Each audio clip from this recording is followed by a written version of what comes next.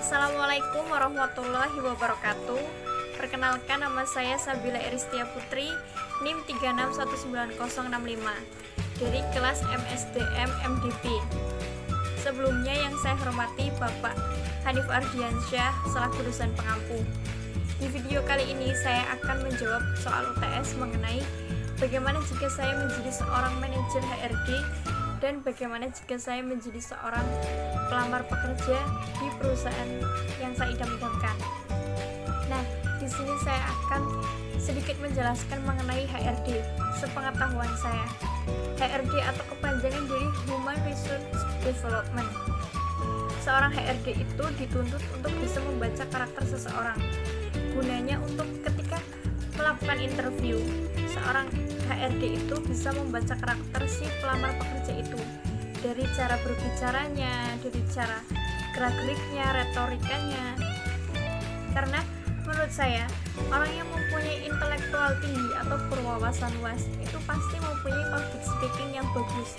Nah, di situ seorang HRD harus bisa membaca karakter seseorang. Kemudian, tadi saya baca-baca di internet, cari informasi. Nah, ternyata seorang manajer HRD yang melakukan rekrutmen itu mempunyai syarat tertentu, yaitu syaratnya harus sarjana lulusan psikologi. Nah, dari itu seorang manajer HRD yang melakukan rekrutmen itu harus mempunyai skill atau mempunyai ilmu psikologi untuk bisa membaca si pelamar pekerja itu. Nah, kemudian untuk menciptakan SDM yang profesional, kuncinya adalah proses rekrutmen. Nah, proses rekrutmen di sini adalah proses penyaringan para pelamar pekerja supaya kita mengetahui apakah si pelamar pekerja ini betul-betul ingin bekerja di perusahaan kami, dan supaya kita bisa mengetahui atau bisa mendapatkan calon karyawan yang sesuai kebutuhan di perusahaan. Kemudian, jika saya menjadi seorang manajer HRD, langkah-langkah yang akan saya lakukan yang pertama yaitu menentukan metode untuk mendapatkan karyawan.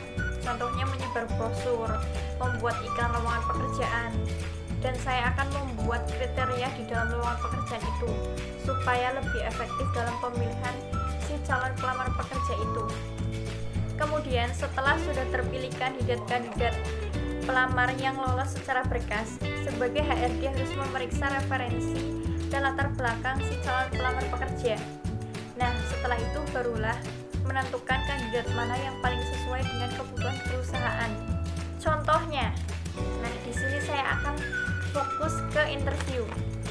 Contohnya, yang akan saya lakukan jika menginterview calon karyawan, yang pertama yang akan saya lakukan adalah melihat CV. Yang kedua, melihat kerapihan penampilan si calon karyawan tersebut.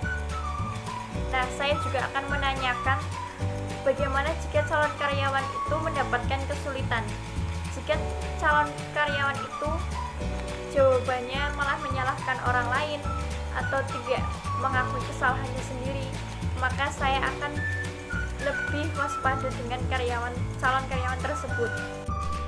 Saya juga akan menanyakan apa yang bisa calon karyawan berikan untuk perusahaan supaya lebih maju atau tidak. Maka dari itu, seorang HRD harus lebih selektif lagi dalam memilih calon karyawan. Nah, kemudian bagaimana jika saya menjadi seorang pelamar pekerjaan di perusahaan yang saya idam-idamkan? Langkah yang pertama yang akan saya lakukan yaitu menambah atau mengasah skill saya lebih dalam lagi, supaya jika nanti saya diterima, saya dapat bekerja dengan baik dan efektif. Yang kedua yaitu menjadikan pelajaran apa yang telah terjadi di perusahaan sebelumnya yang saya bekerja.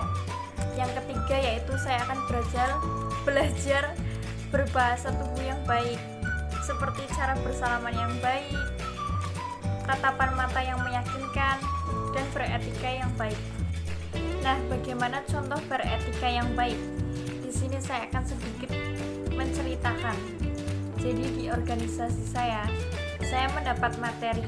Nah, yang mengisi materi itu adalah alumni dari YN Pekalongan.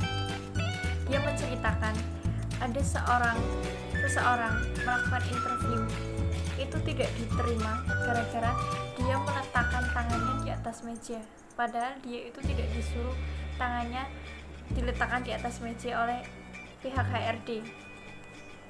Nah, kemudian si pemateri itu memberikan saran ketika melakukan interview, jangan pernah sekali-kali meletakkan tangannya di atas meja jika tidak disuruh. Nah, itu juga perlu etika. Nah, kemudian langkah yang saya akan lakukan selanjutnya yaitu berpenampilan rapi, berpenampilan sopan, dan saya akan tetap menunjukkan kepercayaan diri saya dan menunjukkan kemampuan saya di depan HRD dan meyakinkan HRD kenapa saya harus dipekerjakan di perusahaan tersebut. Nah, mungkin sekian dari saya. Apabila ada tutur kata yang kurang baik mohon dimaafkan. Wassalamualaikum warahmatullahi wabarakatuh. Terima kasih.